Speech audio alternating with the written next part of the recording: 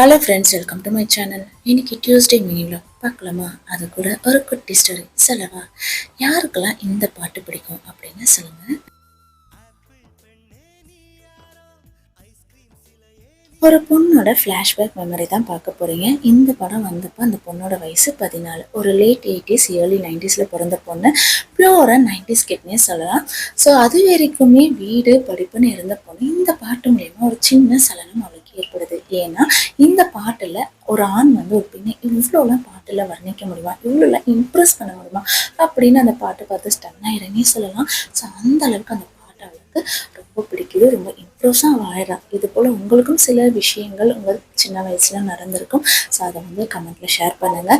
So பொண்ணுன்னு சொல்கிறேன், யாருங்க அந்த பொண்ணுன்னு உங்களுக்கு டவுட் வரலாம். அந்த பொண்ணே நான் தாங்க. ஸோ என்னுடைய சின்ன வயசுல நான் 9th ஸ்டாண்டர்ட் படிக்கும்போது இந்த பாட்டு ரொம்பவே பிடிச்சிருந்தேனே சொல்லலாம்.